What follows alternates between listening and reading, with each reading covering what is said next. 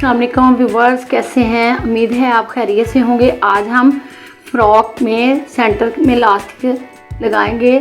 Elastic लगाने का पूरा तरीका देखने के लिए हमारी वीडियो पूरी देखें। अगर हमारा चैनल सब्सक्राइब नहीं किया तो सब्सक्राइब करें, लाइक करें और शेयर करें। चलिए वीडियो शुरू करते हैं। ये कोई 5-6 साल बच्चे की फ़्रॉक है। ये 5-6 साल के बच्चे की फ़्रॉक की लेंथ है। हमने ये वाली लेंथ इतनी लेनी है जितने बच्चे का योक चाहिए, और छोटे बच्चे का जो योक है वो तकरीबन होता है 10-11 इंच। ये मैंने निशान लगाया है 11 इंच पे। कंधे की मैंने कटिंग कर ली है, और जितना हमने योक रखना हो उतना हमने कट कर देना है। अगर बड़ी फ्रॉक है तो अपने हिसाब से योक रखें, फिर 15-16 इंच रखते हैं। ये छोटी बच्ची की फ्रॉक है तो ये तकरीबन 10-11 इंच ही रखते हैं। इसको हमने बिल्कुल नाप करके सीधा कट कर लेना है। ये मैंने सेंटर में से कट कर लिया है।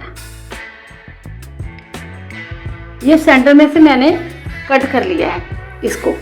अब हमने चौड़े वाली लास्टिक डालनी है। लास्टिक डालनी है जितना हमें कमर के लिए चाहिए उतना इलास्टिक को हमने सेट कर लेना है।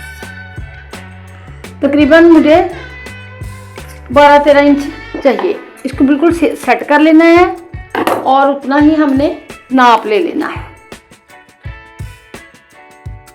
ये 12 इंच मैंने इलास्टिक ले लिया है।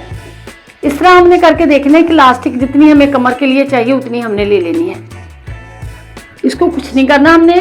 सबसे पहले हमने गला जिस तरह का बनाना हो बना लेना है। उसके बाद हमने ये वाले कपड़े को थोड़ा सा हमने, ये सीधी साइड है हमारी ये वाली, तो इसको हमने सीधी वाली साइड की तरफ ही थोड़ा सा फोल्ड कर लेना है। इसको इधर वाली साइड पे और इसको हमने इधर वाली साइड पे ब्रीक फोल्ड कर लेना है। अगर तो आपके पास ओवरलॉक वाली मशीन है तो ओवरलॉक कर लें। अगर आपके पास ओवरलॉक वाली मशीन नहीं है तो ये कपड़े के साथ मशीन के साथ ही सिलाई लगा लें। ये मैंने फोल्डिंग के लिए सिलाई लगा ली है। अब हमने इलास्टिक के नाप से यहाँ निशान अपना लगा लेना है, बिल्कुल इसी तरह।